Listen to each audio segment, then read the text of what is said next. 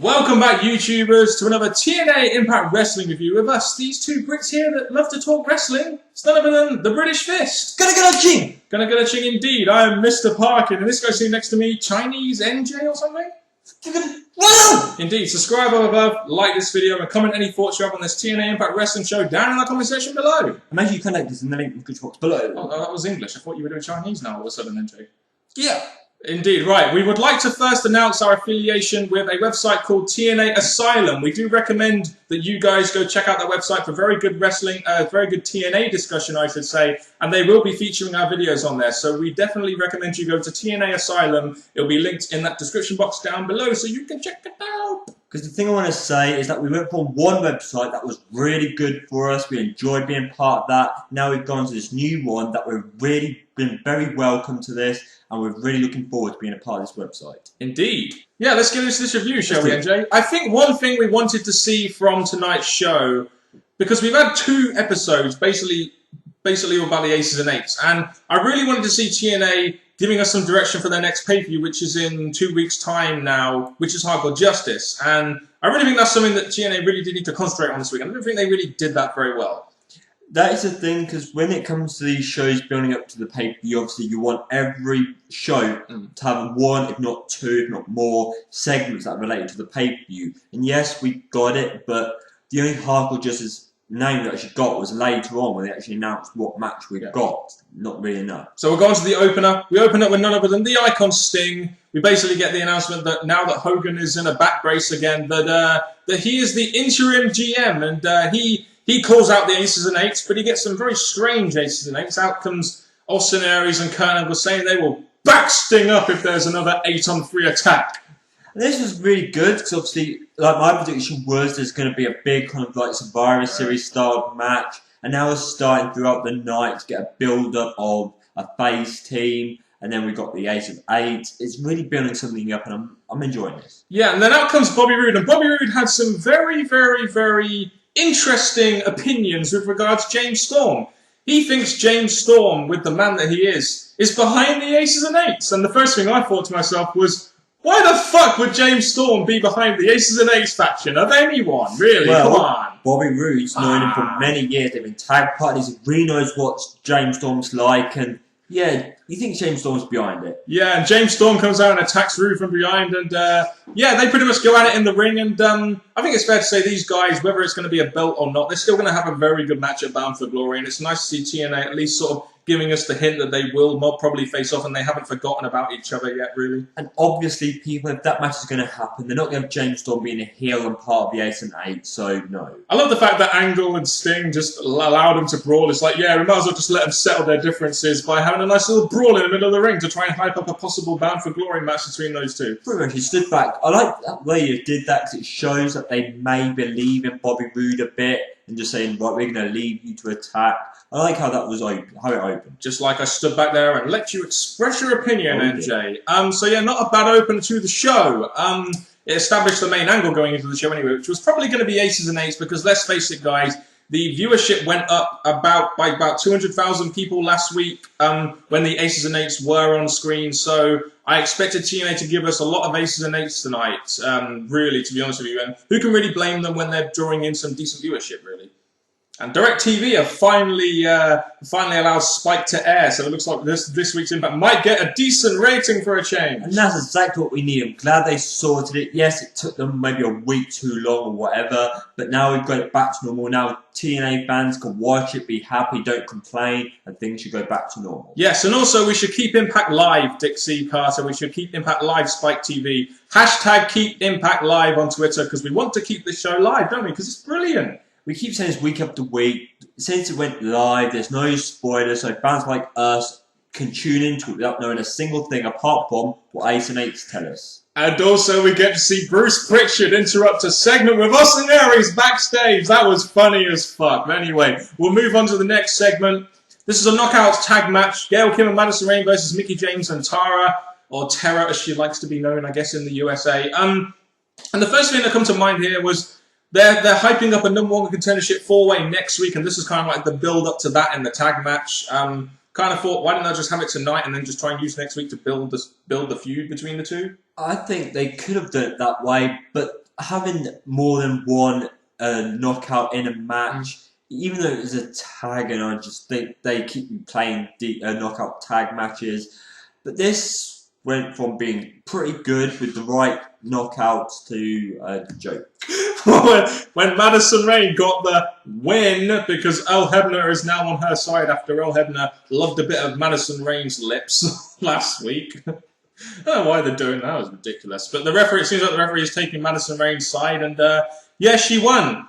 But I think, to be honest with you, NJ, it's either going to be Mickie James or Tara going after the belt, really, if you think about it realistically. Each one of those two will be a compelling opponent for Tejmaka. Well, even though we have Bound for Glory, which is a big pay-per-view, which would be great for Mickie James, with her old song being about hardcore justice, it would be good for Mickie James to have it now and build up to Tara. Hardcore country!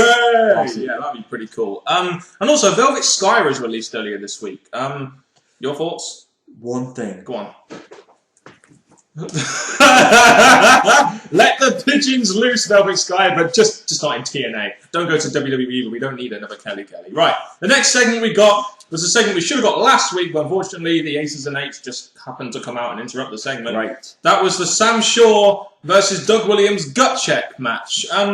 We said last week that I think both of us didn't really think Sam Shaw was anything special at all, but at least he was pretty decent in the ring. He'd probably have a good X Division fit, but he doesn't have anything stand out character-wise, unique-wise, mic-wise. He's just not very good. As we find out later, there was really nothing much to him. Yes, he can talk on the mic, but not in a great way that we want to hear him talk in long promos. And this match, I don't normally say this, but I really was rooting for Doug Williams. Oh yeah, well that's probably because he's British, isn't it? And even though he has put on a little bit of weight, it was nice to see Doug Williams get the victory. But the standing point of this match was Joey Ryan at ringside pushing Al Snow, and you had the 87% signs as well. My only problem with this is that the camera work wasn't very good, so we didn't really properly see it. That was my only issue with it. Well, I was having the thought of probably Ryan and a Taz thing going on, so the fact they quickly turned to Al Snow, I'm not saying it's a bad thing, but I thought they would have kept them teasing something between Ryan and Taz. Yeah, and Al Snow, he definitely got Al Snow's attention! He definitely did. So Williams wins with the Chaos Theory. Man, that's a cool move, isn't it? I love the Chaos Theory. Good way to finish the match. Good way to finish the match. Just a shame Sam Shaw is nothing really special. We had a Chavo Guerrero promo after this, and they really tried to make Chavo Guerrero feel like a big deal, didn't they? And I am not sure why they're making Chavo Guerrero seem like this massive deal, because he's not the massive deal. He's a good, decent talent, but he's not like the king of the mountain or anything like that. Come on, TNA. Well, the thing about this is I'm really glad they've done this. I don't have anything wrong with this, because the Guerrero family, yes, it's not WWE where it was all started. It's in TNA. I still think the Guerrero name should be recognised, and this segment definitely showed the Guerrero family. And where would Chavo be without the Guerrero name, you will say. But he was pretty damn over, mainly because his second name is Guerrero, of course. But he put over TNA pretty well, talking about all the hungry guys in the back, etc. And he wants to be the best. The best in the X Division, maybe. Not in the company, though. Well, the thing I like about this is throughout the night, you had video packs of wrestlers saying how great it's going to have Chavo here. And one of the best ones was Buddy Ray saying, what have I told you about annoying me when I'm on the phone? And all this funny stuff. He didn't really care about Chavo. And this was absolutely great because it really made Chavo's welcoming, even though you weren't wrestling, a big welcome. But you have Bully Ray on Twitter. I fucking love Bully Ray, man. They need to make sure they sign him up to a contract, because I hear his contract is running out. Sign him whatever costs, TNA, because you've got the best heel getter in the business in Bully Ray. But yeah, we kind of stood off topic there. Chavo Guerrero. Out comes Kid Cash and Gunner, basically making fun of the Guerrero family. And then all of a sudden you have Hernandez making the save for Chavo Guerrero, and you're thinking, it looks like they're going to do like a Mexican-American version too, with Hernandez and Chavo Guerrero, probably, a tag team. Even though I see Chavo as a good X Division, a quick mover here and there, the tag team division now is the one that's dying. The X Division's repaired, but the tag's dying. I do see Chavo's X Division, but the tag team, why not? They might as well do the tag team. May as well add some more tag teams, because they do have a lack of tag teams, and this could be a decent tag team. I'm just not sure this is the right way to use Chavo, but we'll see in the future what happens.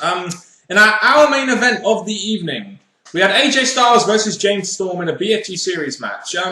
think it's fair to say these guys, as they were both in the Fortune faction, they put on a pretty fucking good match, didn't they? I really enjoyed this match. Well, I don't really have much doubt for AJ, because we've seen in the previous weeks that he can, obviously in the past as well, put on great matches, and he's going to get James Storm. So for these two to face each other, yes, they've had matches in the past, but this one, really great for this show. I really enjoyed it. Who does this remind you of, people? I got a baby brewing in my belly! But anyway, the match was pretty good. This whole segment really was devoted to the Aces and 8's storyline. As the Aces and 8's interfere, they attack AJ Styles, but they don't attack James Storm, which is interesting because you had this whole theory from Bobby Roode saying that James Storm was the leader, and that kind of backed it up a little bit. And this carried on that main angle throughout the show as to what the fuck is James Storm? Is he the leader or what? What's his motive? And throughout the night, that is the feeling we've got, because they did it pretty well. Even backstage, when an interviewer was saying, "Are you part of this?" Blah, and he just chokes against the wall, saying, "No, you idiot, no!" And it really Are you accusing me? Are you accusing me of this? Are you accusing me? You don't know nothing about the James Storm character, motherfucker! But anyway, after that, we got the Aces and 8's interfering, and that was pretty cool as well. I just hope they don't go too overboard on the Aces and 8's and make it like NWO/Immortal style. Don't have them dominate the show too much. I know they're bringing in good viewership, TNA, but let's just steady on with this storyline a little bit, please, just in the meantime. And what I'm going to say, people, is that as much as I'm liking this Ace and 8's angle, people that know or think they know who these are, please don't spoil us in the comment section below. Do not, please. No, and please don't let it be the leader, be that founder guy of this company. We will move on. The gut check segment. We have two of these throughout the night. Sam Shaw. I will say this. I didn't think Sam Shaw deserved the contract. I really didn't. I don't know why they gave him a contract. He doesn't really stand out at all, really, in any kind of way, apart from maybe decent in the ring. But the fans really wanted him to get a contract, didn't they? They were saying, yes, yes, yes. And that's really all I can really put on this segment, really. I don't know why he got a contract. What I'm going to say is that they had this backstage segment, and they basically gave the result there away. Yeah, they did. So when this happened, yes, we got a yes, then a no from Al Snow, yes from Pritchard, and then Taz, because of backstage, they ruined this. And this Shaw guy, yes, we saw him doing okay in the match. That was just one short match, probably 2.5 minutes. Nothing more from him. And I really even got him speaking by saying how much he wants this, but I personally don't want this. You guys in the comment section below, whether you're watching this on YouTube or via TNA Asylum, you vote down in the comment section below who's more charisma, Mr. Parkin and MJ or Sam Shaw. I think it's a very easy decision. I'm just saying, guys. So after this segment, we get onto what was kind of like an open fight night feel. You had Austin Aries, of all people, via Sting, deciding a #1 contender. And they did those open fight nights backstage segments where it was all reality and stuff. And I think we were looking at it and we were like, Kenny King and Sanjay Dutt are by far the best guys in this segment. And they got through to the final as they should have done. And yeah. Yeah, when they got their time to talk, it was hard to pick which one because they both made great points, great time on mic. Even Aries was saying how great these two are. He even said it was hard of a choice when it came down to picking one of them. And either way, I would have been happy with whoever it was. But the right person went through, and that was Kenny King. Yeah, but as my shoulder, I don't know, MJ. I think you should continue this segment because my shoulder's a bit right now, and I need some medical attention on this. Kenny King went through. I was glad to see Kenny King go through and face Zima, and it seems like Kenny King is getting a little bit of the star treatment, doesn't it? Really. Well, with Kenny King being the great performer, he even gave a list of all of his pros about him. He's definitely the guy that we should see getting matches like this. The only problem I had with this match straight away, I said at the beginning of the match, is they built this whole night up for a pay-per-view match on a TV show. Yes, the result of the match made sense, but still, this could have been a pay-per-view match for Hardcore Justice. And I still think they will, with the finish and everything, the unclean finish, they'll probably build it up to the pay-per-view. I imagine that's what they will do. Is that Kenny King is by far the best contender they can really have right now, apart from when Jesse Sorensen was over. It seems they're going to be holding that storyline over until Jesse Sorensen comes back. The match itself, though, was pretty good. I mean, I do like X Division action. Went about 6 minutes. Pretty good match. I was a bit surprised when Bobby Roode helped Ion out in the match, but it set up next week's tag match quite well, even though I didn't know why Roode was even out there to begin with. Well, I quite like the spots we got in the match. Oh, yeah. A lot to watch out for. Really entertaining, which you expect from X Divisions. Very nicely done. Rude coming out and attacking the base, continuing his hatred towards X Divisions and how he's the supreme wrestler. Oh, yes. Obviously, that brought out Aries to continue their build up to the pay-per-view, so I did like that. And obviously, it hypes up the tag team match. So this whole segment here, really thumbs up. I really enjoyed it. Yeah, built throughout the night with those backstage segments, a pretty decent match, and is setting up what is looking like a very good main event match next week. Bobby Roode and Zema Iron versus Kenny King and Austin Aries. That's going to be one hell of a match next week. I'm really looking forward to that match. I like how they're really building up the guys who the TNA want to see in the main event or deserve big important matches, being these 4 wrestlers right here. And just like with Austin Aries, the X Division is going to be in a main event segment, which should be good. I'm looking forward to that match. And our main event of the evening, even though it didn't really feel like a main event apart from the characters involved, we have Bully Ray versus Kurt Angle in a Bound for Glory series match. And like I said, they need to renew Bully Ray's contract, whatever the cost, because he is such a heel. He's the best heel in wrestling right now. Would you not agree? I'm definitely saying that because Bully Ray, he definitely great on mic. His character really stands out. He's even got fans hating him for how good he is, which I really proves why they should keep him on. Indeed. The match itself, again, Kurt Angle and Bully Ray, what did you guys think? Because, of course, they were going to have a pretty good match. You have a guy in Kurt Angle who's a great wrestler. Bully Ray was great at getting heat and is a great heel right now. They were always going to put on a great match. One thing which stood out for me in this match was Bully Ray giving Angle the pile driver. We don't really see too many of those. And Bully Ray kind of concentrated on Angle's neck issues, which is good psychology. I think it was very good. So obviously, Bully Ray says, even backstage, says Angle's such a great wrestler, so he obviously knows his weaknesses. Showing this match, there's one thing I want to say. Yes, they promote 5-hour energy. That referee, man, yeah, he's been drinking a lot of it. Yeah, he's almost getting to Mike Yoda style, isn't he, with the old 3 count. Or the 2 count as well, and the facial expressions afterwards. Angle gets the victory. I think you could look at it and say, well, Angle does need the points to sort of get there at the top. Bully Ray's on 7 points. Ugh, come on. Yes, Bully Ray has this feud building up, even though it weren't shown tonight with Joseph Parks or Abyss. It's built up that way. It weren't shown tonight, so I guess they're not showing Bully Ray as the important person in this series. But he still needs these wins to make him look good for when he does go against Abyss or Joseph Parks. And it should happen at Hardcore Justice. You can imagine a hardcore match between the two, but we didn't really get too much hype of that tonight, which is one issue with me. Like I said, they didn't really promote the pay-per-view that much, which was kind of my big issue with the show. But the Aces and Eights, again, have come out and attack Angle. We get Aries, AJ, and Sting coming out. Sting kind of lungering behind, like, oh, I pulled my calf muscle. I can't come out because I'm 53 years old, man. And we were expecting to see him wrestle in the future. I'm pretty sure it's going to come that way. I'm not expecting Hogan to wrestle, not after all these kind of surgeries and stuff like that. But the way they did this main event, I don't have much problem with it. I really enjoyed this. Yeah, James Storm comes out to confront the Aces and Aces, and they leave. They ain't having none of James Storm. And you get all the guys in the ring saying, are you part of this faction? Are you part of this faction? Are you part of this faction? It's kind of like it's building up that tension, isn't it? I mean, I don't know why they're doing it, but they're still building that tension. James Storm is the leader of the AcesAnd8's. I think they're really trying to hype up the whole who to watch out for. They're really trying to make this AcesAnd8's thing a real big angle. Week after week after week, it's getting bigger and bigger and bigger. And just as the credits go, the thing copyright comes up, we get the announcement next week. Probably not the main event. Probably the one be our main event. It'll be James Storm versus Kurt Angle. Yeah, that does have main event written all over it, doesn't it? But we'll have to see what happens next week. I'm very much looking forward to that and the tag match and the #1 contendership 4-way. So we got some good build for next week's show.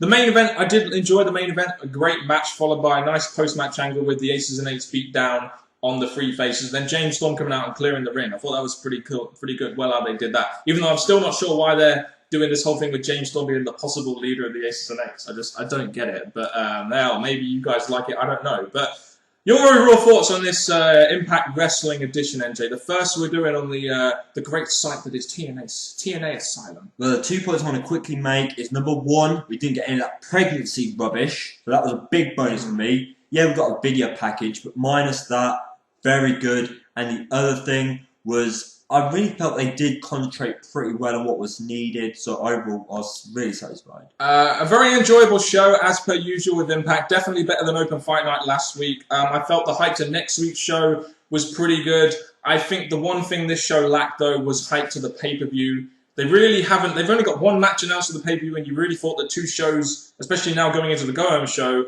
they'd want to at least allow some hype for some more of the matches or announce some matches. I mean, I think that's the one big issue I have with this week's of Impact. They didn't announce any pay-per-view matches or hype them up, but it was still an enjoyable show with some good hype to next week's show as well. So I'll give this like a B-. That's my grading of the show.